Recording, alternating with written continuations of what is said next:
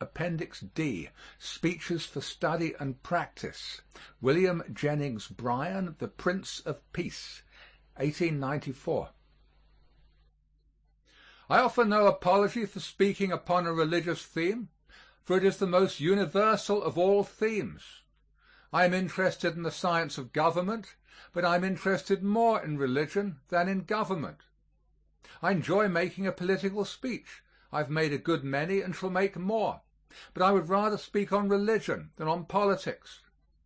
I commenced speaking on the stump when I was only 20, but I commenced speaking in the church 6 years earlier, and I shall be in the church even after I am put out of politics.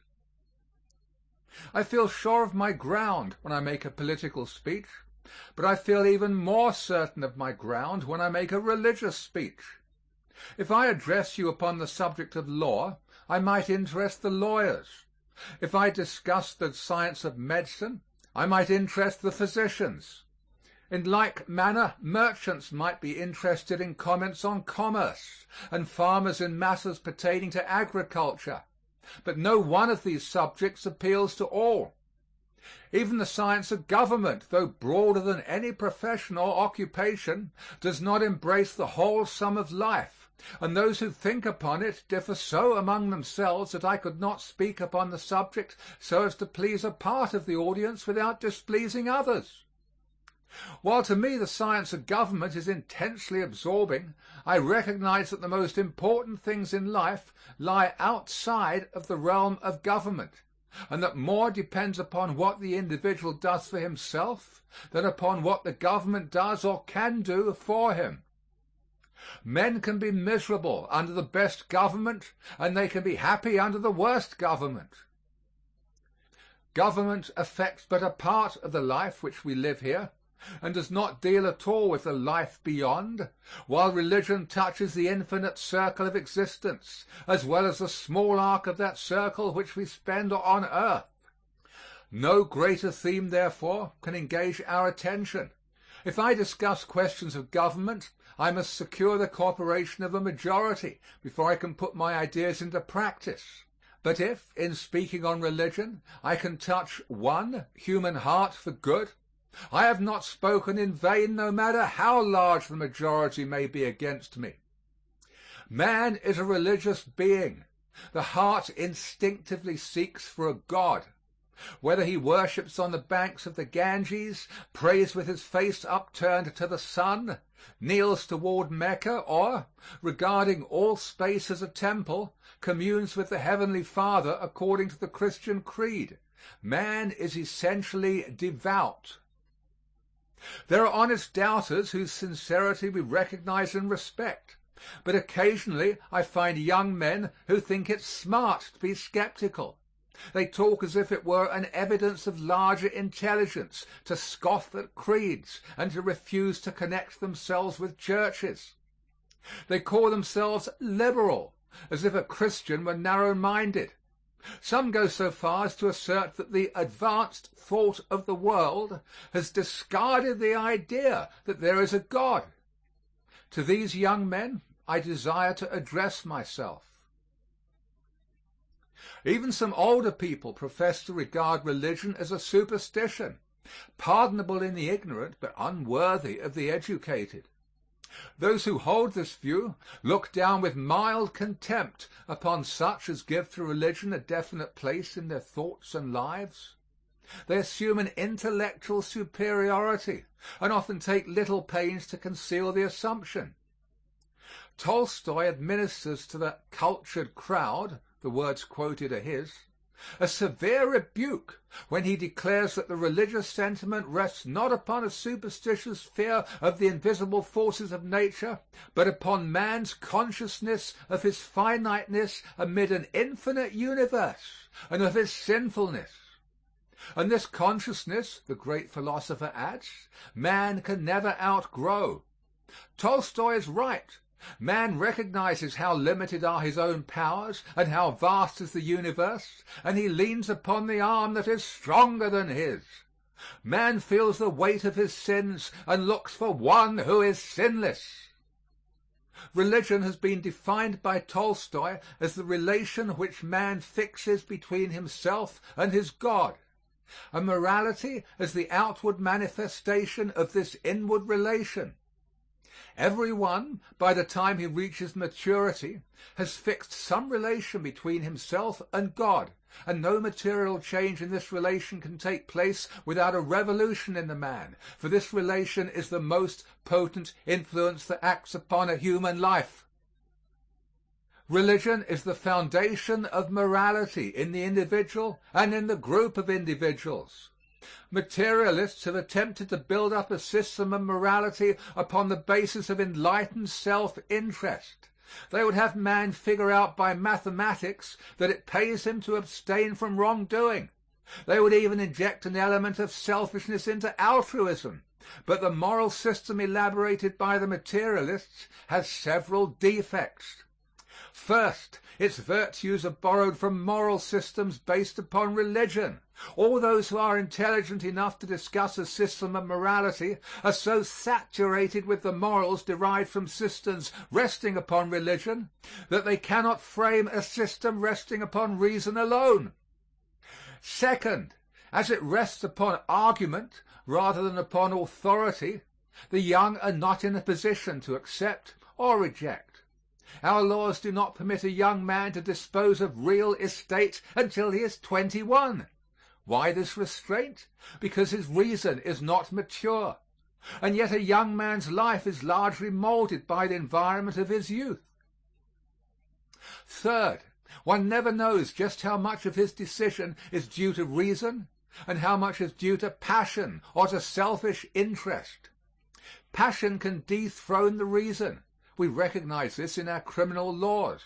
We also recognize the bias of self-interest when we exclude from the jury every man, no matter how reasonable or upright he may be, who has a pecuniary interest in the result of the trial. And fourth, one whose morality rests upon a nice calculation of benefits to be secured spends time figuring that he should spend in action. Those who keep a book account of their good deeds seldom do enough good to justify keeping books. A noble life cannot be built upon an arithmetic. It must be rather like the spring that pours forth constantly of that which refreshes and invigorates. Morality is the power of endurance in man, and a religion which teaches personal responsibility to God gives strength to morality. There is a powerful restraining influence in the belief that an all-seeing eye scrutinizes every thought and word and act of the individual. There is wide difference between the man who is trying to conform his life to a standard of morality about him and the man who seeks to make his life approximate to a divine standard. The former attempts to live up to the standard if it is above him, and down to it if it is below him. And if he is doing right only when others are looking, he is sure to find a time when he thinks he is unobserved, and then he takes a vacation and falls. One needs the inner strength which comes with the conscious presence of a personal God. If those who are thus fortified sometimes yield to temptation, how helpless and hopeless must those be who rely upon their own strength alone. There are difficulties to be encountered in religion, but there are difficulties to be encountered everywhere. If Christians sometimes have doubts and fears, unbelievers have more doubts and greater fears. I passed through a period of skepticism when I was in college, and I have been glad ever since that I became a member of the church before I left home for college, for it helped me during those trying days. And the college days cover the dangerous period in the young man's life. He is just coming into possession of his powers and feels stronger than he ever feels afterward, and he thinks he knows more than he ever does know. It was at this period that I became confused by the different theories of creation. But I examined these theories and found that they all assumed something to begin with. You can test this for yourselves. The nebula hypothesis, for instance, assumes that matter and force existed, matter in particles infinitely fine, and each particle separated from every other particle by space infinitely great. Beginning with this assumption, force working on matter, according to this hypothesis, created a universe. Well, I have a right to assume, and I prefer to assume, a designer back of the design, a creator back of the creation. And no matter how long you draw out the process of creation, so long as God stands back of it, you cannot shake my faith in Jehovah. In Genesis it is written that, in the beginning, God created the heavens and the earth. And I can stand on that proposition until I find some theory of creation that goes farther back than the beginning. We must begin with something. We must start somewhere, and the Christian begins with God. I do not carry the doctrine of evolution as far as some do. I am not yet convinced that man is a lineal descendant of the lower animals. I do not mean to find fault with you if you want to accept the theory. All I mean to say is that while you may trace your ancestry back to the monkey, if you find pleasure or pride in doing so, you shall not connect me with your family tree without more evidence than has yet been produced. I object to the theory for several reasons. First, it is a dangerous theory.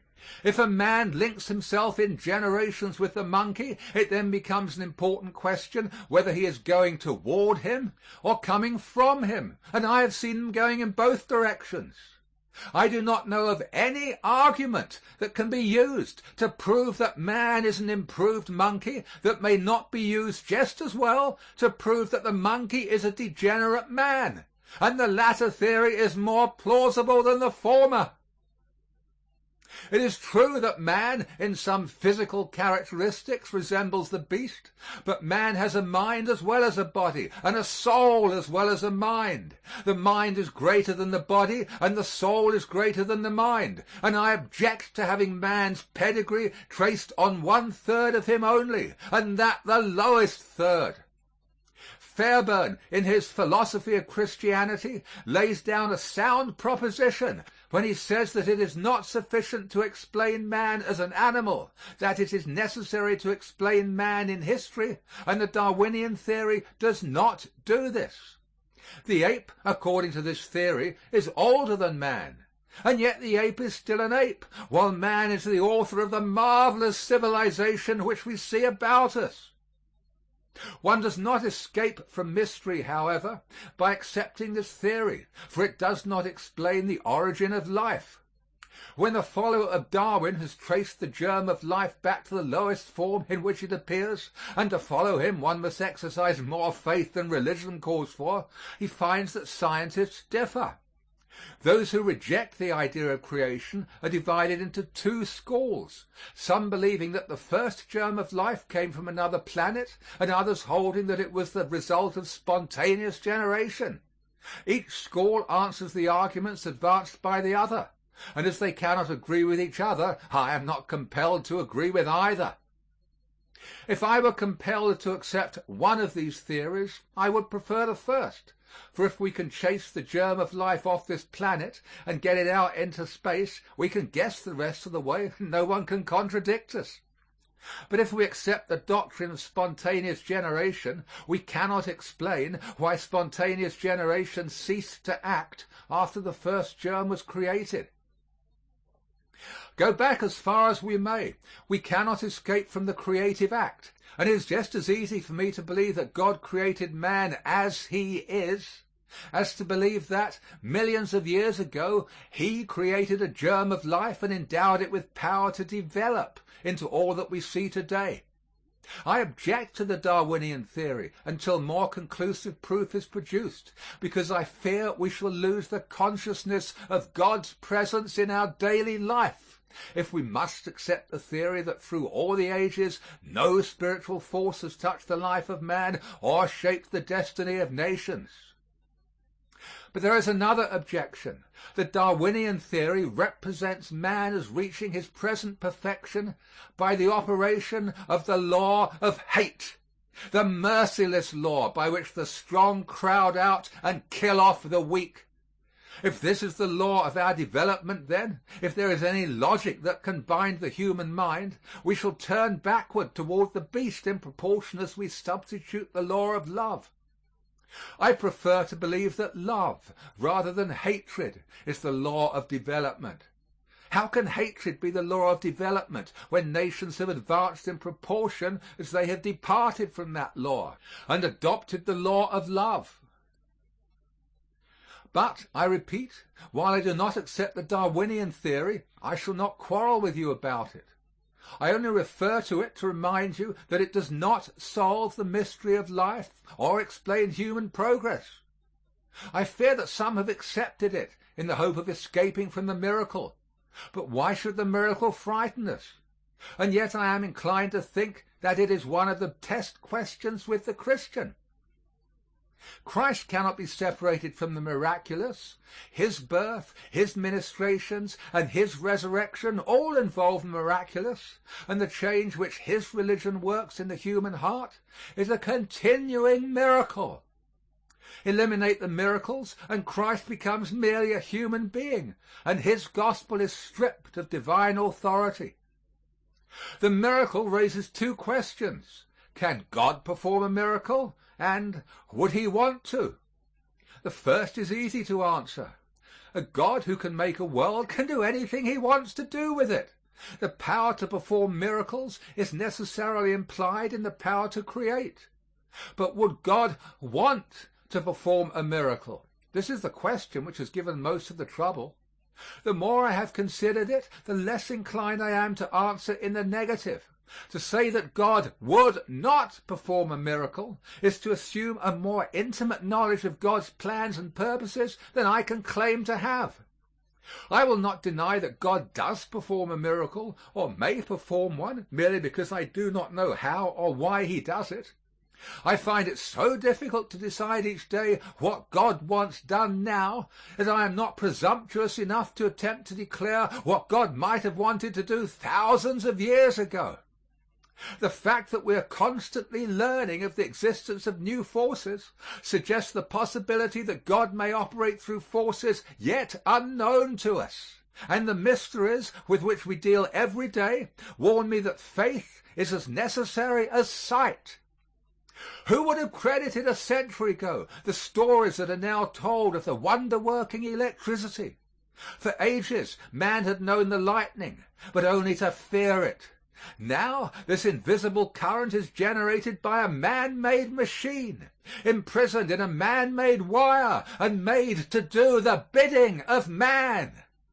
We're even able to dispense with the wire and hurl words through space, and the X-ray has enabled us to look through substances which were supposed until recently to exclude all light. The miracle is not more mysterious than many of the things with which man now deals. It is simply different. The miraculous birth of Christ is not more mysterious than any other conception. It is simply unlike it.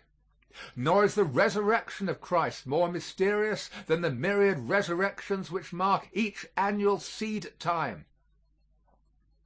It is sometimes said that God could not suspend one of his laws without stopping the universe.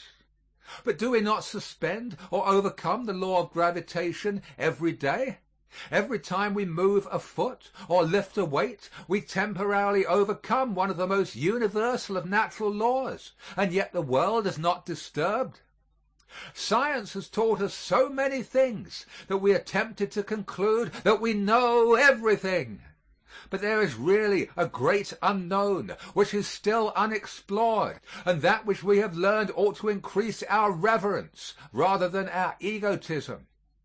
Science has disclosed some of the machinery of the universe, but science has not yet revealed to us the great secret, the secret of life. It is to be found in every blade of grass, in every insect, in every bird, and in every animal, as well as in man. 6,000 years of recorded history, and yet we know no more about the secret of life than they knew in the beginning. We live, we plan, we have our hopes, our fears, and yet in a moment a change may come over any one of us, and this body will become a mass of lifeless clay. What is it that having, we live, and having not, we are as the clod? The progress of the race and the civilization which we now behold are the work of men and women who have not yet solved the mystery of their own lives. And our food, must we understand it before we eat it? If we refused to eat anything until we could understand the mystery of its growth, we would die of starvation. But mystery does not bother us in the dining room. It is only in the church that it is a stumbling block. I was eating a piece of watermelon some months ago and was struck with its beauty. I took some of the seeds and dried them and weighed them and found that it would require some 5,000 seeds to weigh a pound, and then I applied mathematics to that 40-pound melon. One of these seeds put into the ground, when warmed by the sun and moistened by the rain, takes off its coat and goes to work. It gathers from somewhere 200,000 times its own weight, and forcing this raw material through a tiny stem, constructs a watermelon. It ornaments the outside with a covering of green. Inside the green it puts a layer of white, and within the white a core of red, and all through the red it scatters seeds, each one capable of continuing the work of reproduction. Where does that little seed get its tremendous power? Where does it find its coloring matter? How does it collect its flavoring extract? How does it build a watermelon? Until you can explain a watermelon, do not be too sure that you can set limits to the power of the Almighty and say just what He would do or how He would do it. I cannot explain the watermelon, but I eat it and enjoy it. The egg is the most universal of foods, and its use dates from the beginning. But what is more mysterious than an egg?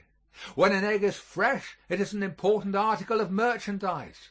A hen can destroy its market value in a week's time, but in 2 weeks more she can bring forth from it what man could not find in it. We eat eggs, but we cannot explain an egg. Water has been used from the birth of man.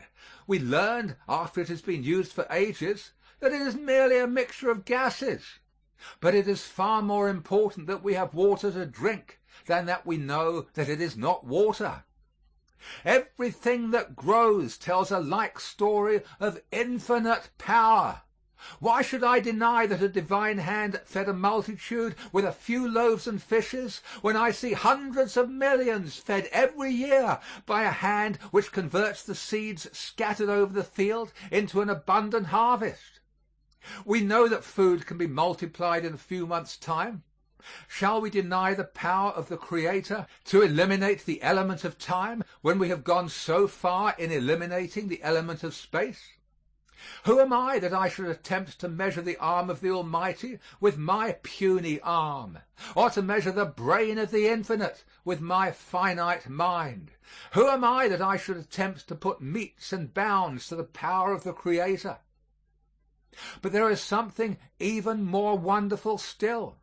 The mysterious change that takes place in the human heart when a man begins to hate the things he loved and to love the things he hated.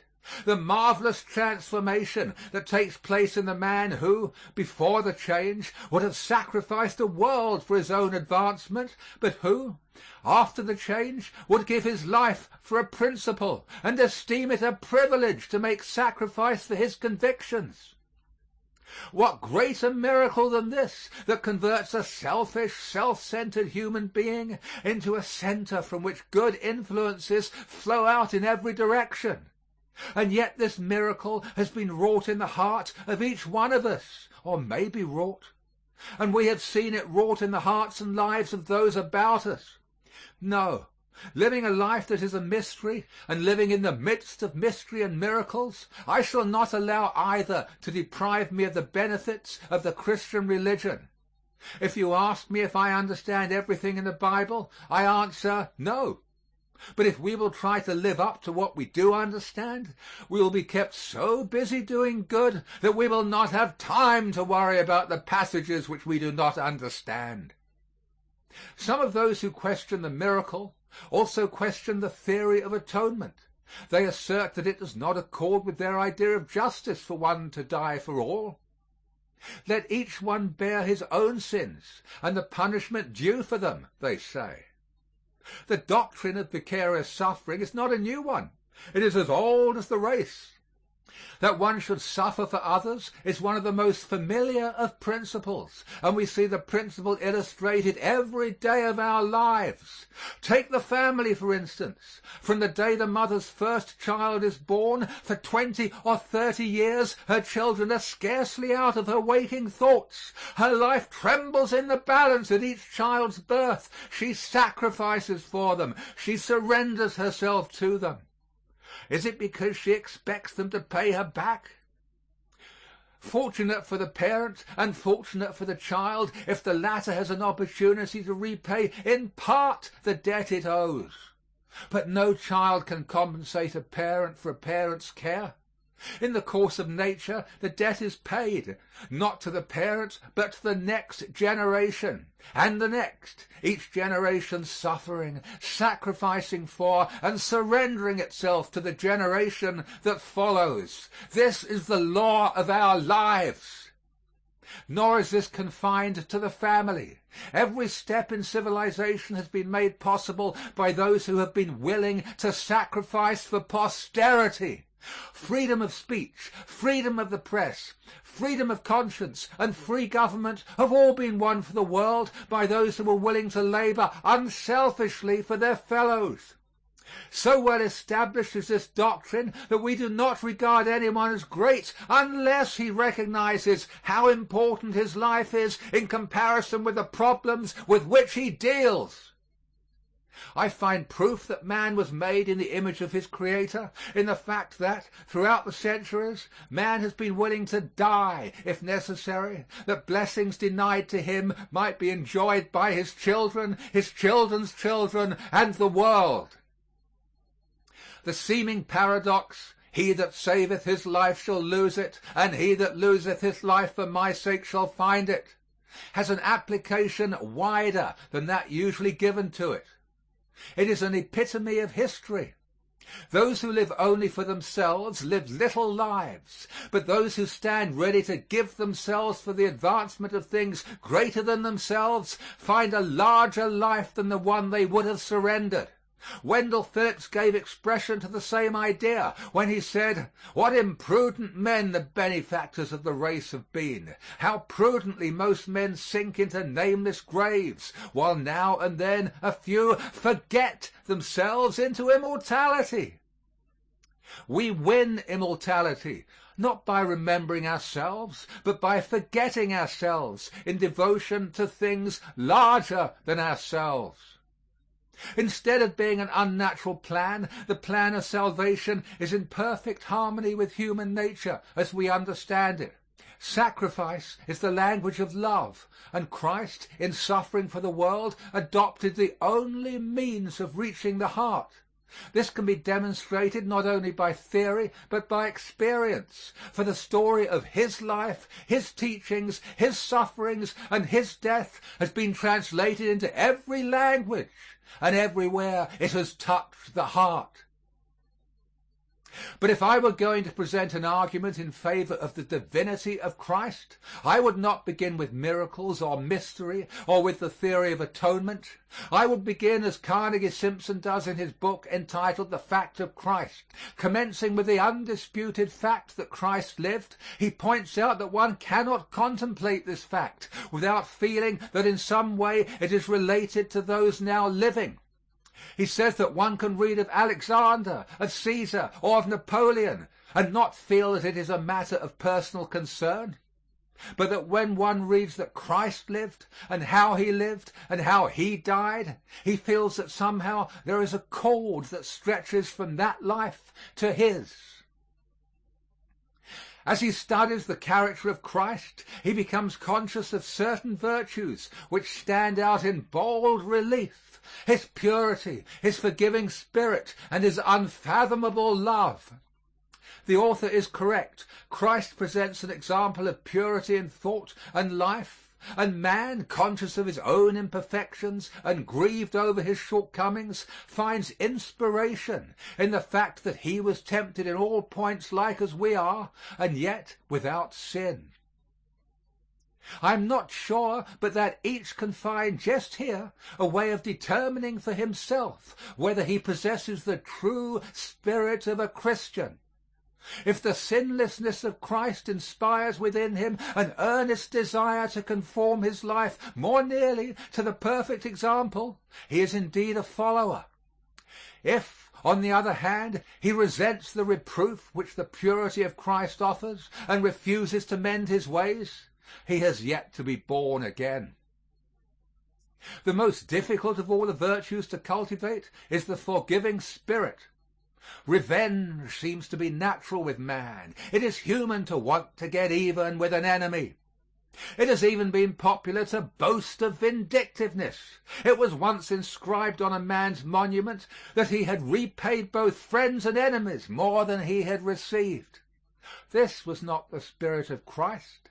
He taught forgiveness, and in that incomparable prayer which he left as model for our petitions, he made our willingness to forgive the measure by which we may claim forgiveness.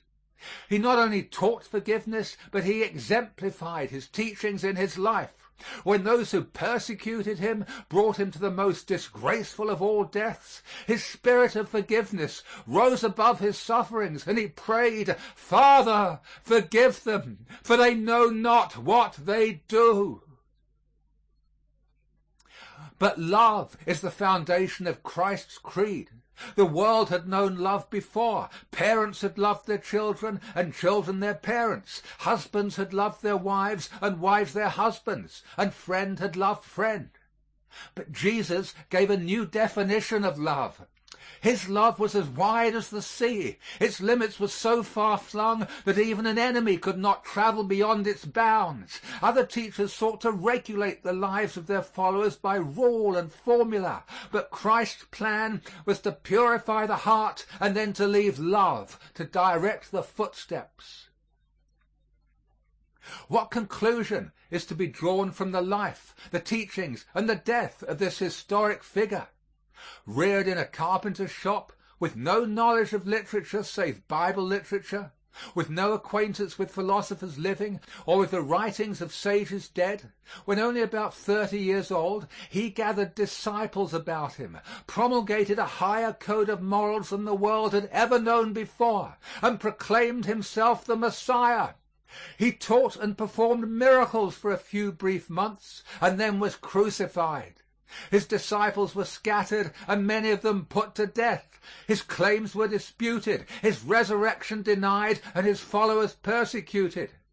And yet, from this beginning, his religion spread until hundreds of millions have taken his name with reverence upon their lips, and millions have been willing to die rather than surrender the faith which he put within their hearts. How shall we account for him? Here is the greatest fact of history. Here is one who has with increasing power for 1900 years molded the hearts, the thoughts, and the lives of men, and he exerts more influence today than ever before. What think ye of Christ? It is easier to believe him divine than to explain in any other way what he said and did and was. And I have greater faith even than before, since I visited the Orient and witnessed the successful contest which Christianity is waging against the religions and philosophies of the East. I was thinking a few years ago of the Christmas which was then approaching, and of him in whose honor the day is celebrated. I recalled the message, "Peace on earth, good will to men." And then my thoughts ran back to the prophecy uttered centuries before his birth, in which he was described as the Prince of Peace. To reinforce my memory, I reread the prophecy, and I found immediately following a verse which I had forgotten, a verse which declares that of the increase of his peace and government there shall be no end. And Isaiah adds that he shall judge his people with justice and with judgment. I had been reading of the rise and fall of nations, and occasionally I had met a gloomy philosopher who preached the doctrine that nations, like individuals, must of necessity have their birth, their infancy, their maturity, and finally their decay and death. But here I read of a government that is to be perpetual, a government of increasing peace and blessedness, the government of the Prince of Peace, and it is to rest on justice. I have thought of this prophecy many times during the last few years, and I have selected this theme that I might present some of the reasons which lead me to believe that Christ has fully earned the right to be called the Prince of Peace, a title that will in the years to come be more and more applied to him. If he can bring peace to each individual heart, and if his creed, when applied, will bring peace throughout the earth, who will deny his right to be called the Prince of Peace? All the world is in search of peace. Every heart that ever beat has sought for peace, and many have been the methods employed to secure it. Some have thought to purchase it with riches, and have labored to secure wealth, hoping to find peace when they were able to go where they pleased and buy what they liked. Of those who have endeavored to purchase peace with money, the large majority have failed to secure the money. But what has been the experience of those who have been eminently successful in finance? They all tell the same story, namely, that they spent the first half of their lives trying to get money from others, and the last half trying to keep others from getting their money, and that they found peace in neither half.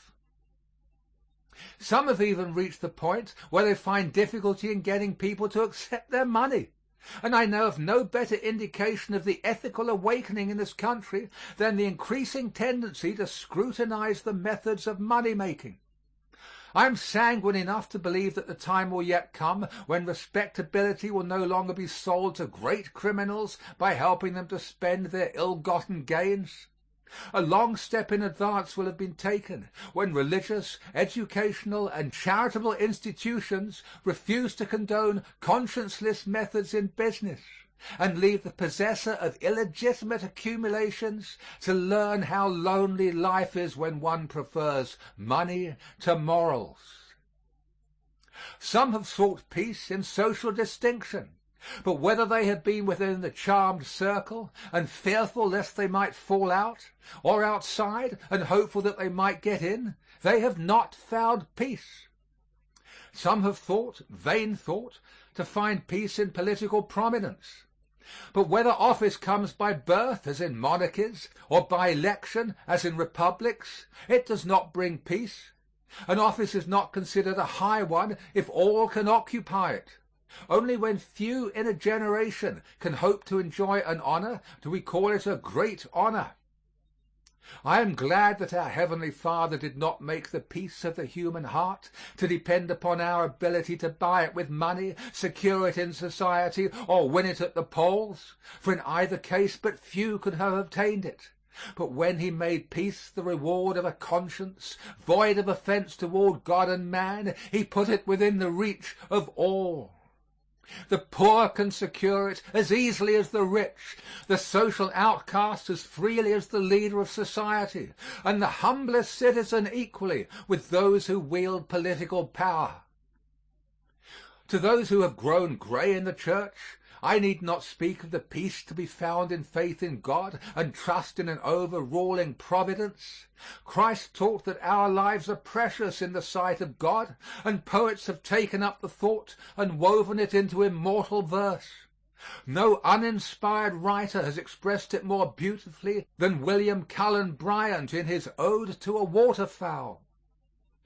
After following the wanderings of the bird of passage as it seeks first its southern and then its northern home, he concludes, "Thou art gone, the abyss of heaven hath swallowed up thy form, but on my heart deeply hath sunk the lesson thou hast given, and shall not soon depart. He who, from zone to zone, guides through the boundless sky thy certain flight, in the long way that I must tread alone, will lead my steps aright." Christ promoted peace by giving us assurance that a line of communication can be established between the Father above and the child below. And who will measure the consolations of the hour of prayer? And immortality, who will estimate the peace which a belief in the future life has brought to the sorrowing hearts of the sons of men?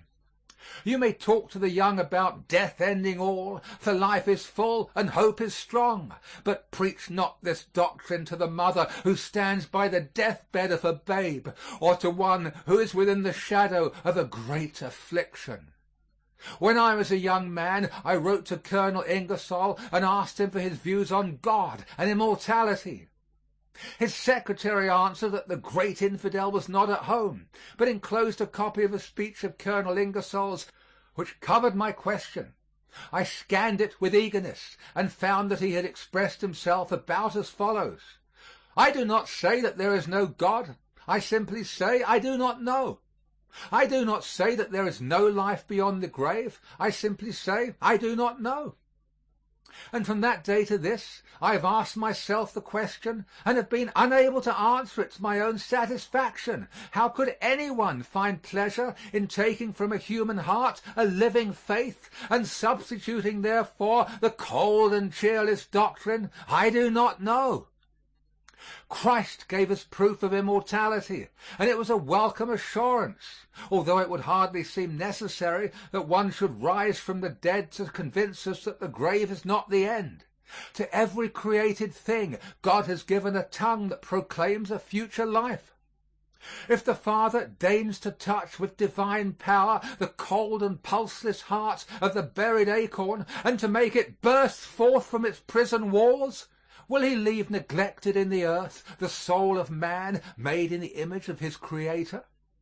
If he stoops to give to the rosebush, whose withered blossoms float upon the autumn breeze, the sweet assurance of another springtime, will he refuse the words of hope to the sons of men when the frosts of winter come?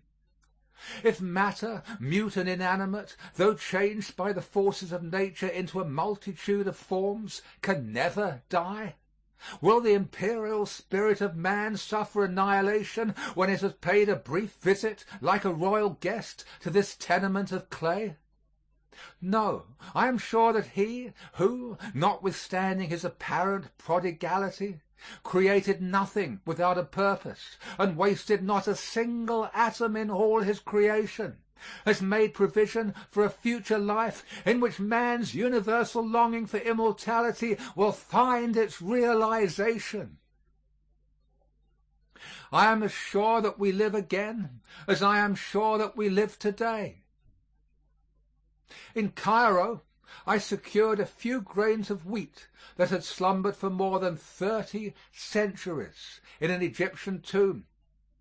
As I looked at them, this thought came into my mind. If one of those grains had been planted on the banks of the Nile the year after it grew, and all its lineal descendants had been planted and replanted from that time until now, its progeny would today be sufficiently numerous to feed the teeming millions of the world. An unbroken chain of life connects the earliest grains of wheat with the grains that we sow and reap. There is in the grains of wheat an invisible something which has power to discard the body that we see, and from earth and air fashion a new body, so much like the old one that we cannot tell the one from the other.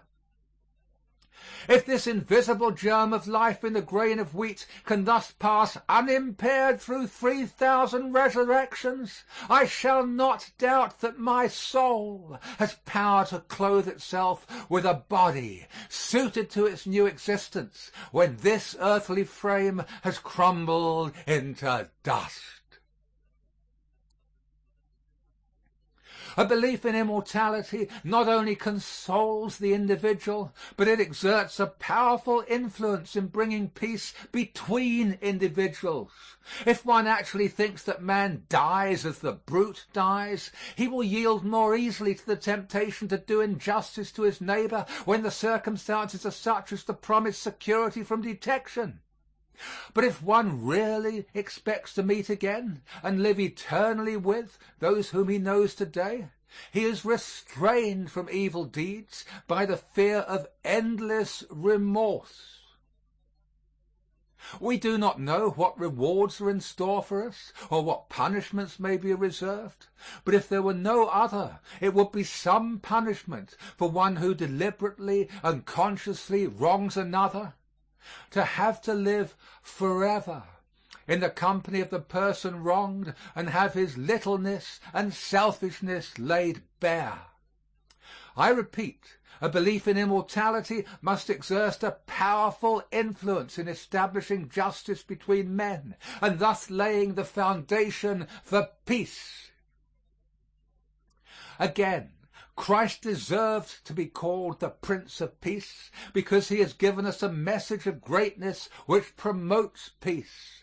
When his disciples quarreled among themselves as to which should be greatest in the kingdom of heaven, he rebuked them and said, "Let him who would be chiefest among you be the servant of all."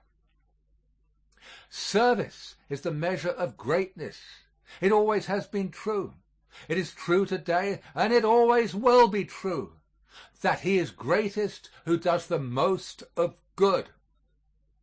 And how this old world will be transformed when this standard of greatness becomes the standard of every life. Nearly all of our controversies and combats grow out of the fact that we're trying to get something from each other. There will be peace when our aim is to do something for each other. Our enmities and animosities arise largely from our efforts to get as much as possible out of the world. There will be peace when our endeavor is to put as much as possible into the world. The human measure of a human life is its income. The divine measure of a life is its outgo, its overflow, its contribution to the welfare of all. Christ also led the way to peace by giving us a formula for the propagation of truth. Not all of those who have really desired to do good have employed the Christian method, not all Christians even. In the history of the human race, but two methods have been used. The first is the forcible method, and it has been employed most frequently. A man has an idea which he thinks is good. He tells his neighbors about it, and they do not like it. This makes him angry. He thinks it would be so much better for them if they would like it, and, seizing a club, he attempts to make them like it. But one trouble about this rule is that it works both ways. When a man starts out to compel his neighbors to think as he does, he generally finds them willing to accept the challenge, and they spend so much time in trying to coerce each other that they have no time left to do each other good. The other is the Bible plan. Be not overcome of evil, but overcome evil with good. And there is no other way of overcoming evil. I am not much of a farmer. I get more credit for my farming than I deserve, and my little farm receives more advertising than it is entitled to. But I am farmer enough to know that if I cut down weeds, they will spring up again, and farmer enough to know that if I plant something there which has more vitality than the weeds, I shall not only get rid of the constant cutting, but have the benefit of the crop besides. In order that there might be no mistake in his plan of propagating the truth, Christ went into detail and laid emphasis upon the value of example. So live that others, seeing your good works, may be constrained to glorify your Father which is in heaven. There is no human influence so potent for good as that which goes out from an upright life.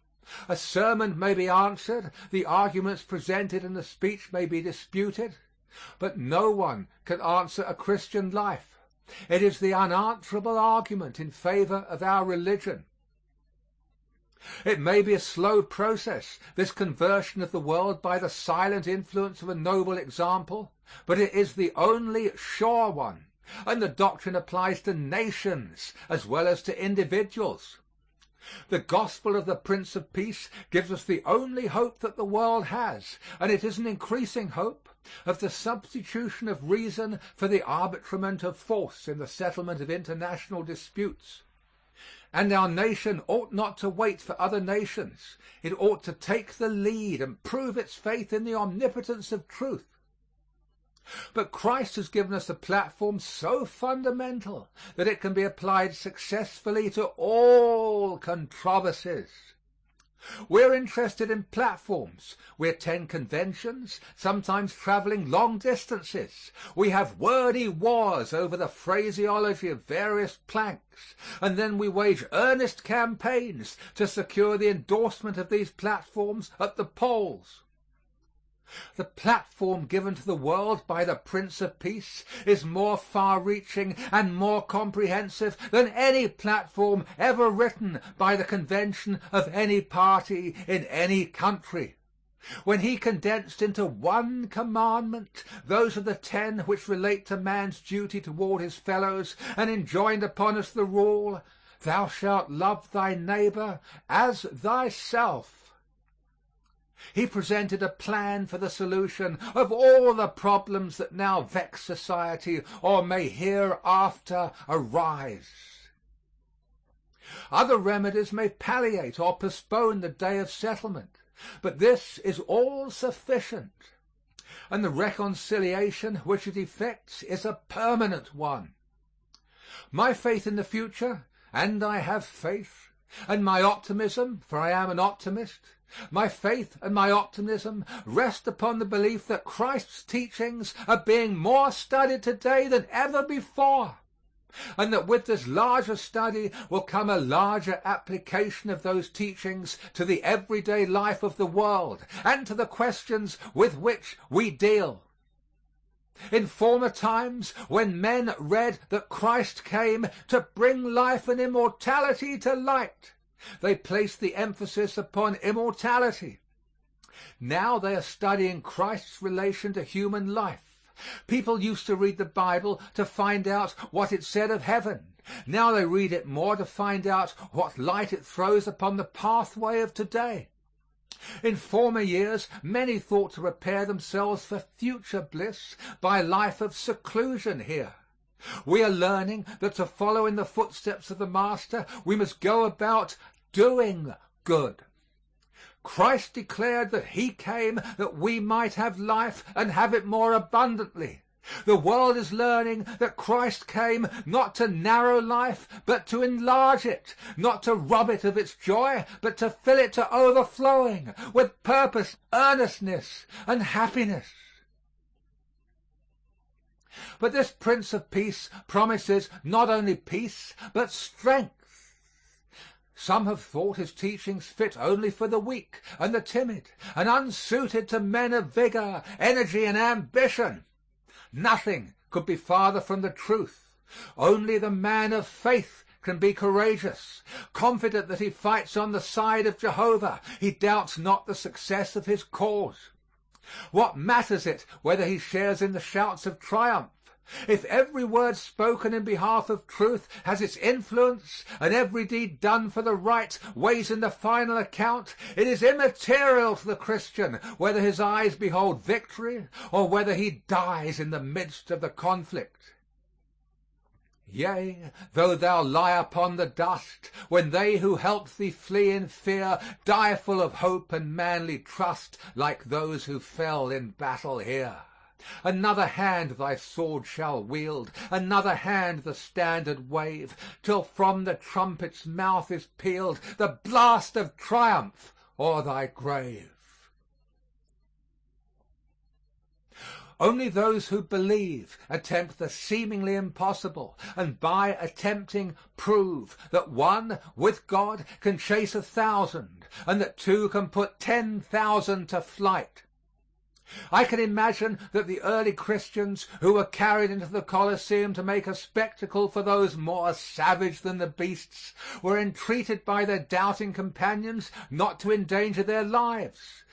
But, kneeling in the center of the arena, they prayed and sang until they were devoured. How helpless they seemed, and measured by every human rule, how hopeless was their cause. And yet, within a few decades, the power which they invoked proved mightier than the legions of the emperor, and the faith in which they died was triumphant o'er all the land. It is said that those who went to mock at their sufferings returned asking themselves, What is it that can enter into the heart of man and make him die as these die? They were greater conquerors in their death than they could have been had they purchased life by a surrender of their faith. What would have been the fate of the church if the early Christians had had as little faith as many of our Christians of today? And if the Christians of today had the faith of the martyrs, how long would it be before the fulfillment of the prophecy that every knee shall bow and every tongue confess? I am glad that he who is called the Prince of Peace, who can bring peace to every troubled heart, and whose teachings, exemplified in life, will bring peace between man and man, between community and community, between state and state, between nation and nation throughout the world. I am glad that he brings courage as well as peace, so that those who follow him may take up and each day bravely do the duties that to that day fall. As the Christian grows older, he appreciates more and more the completeness with which Christ satisfies the longings of the heart, and, grateful for the peace which he enjoys and the strength which he has received, he repeats the words of the great scholar Sir William Jones: "Before thy mystic altar, heavenly truth, I kneel in manhood as I knelt in youth. Thus let me kneel till this dull form decay, and life's last shade be brightened by thy ray."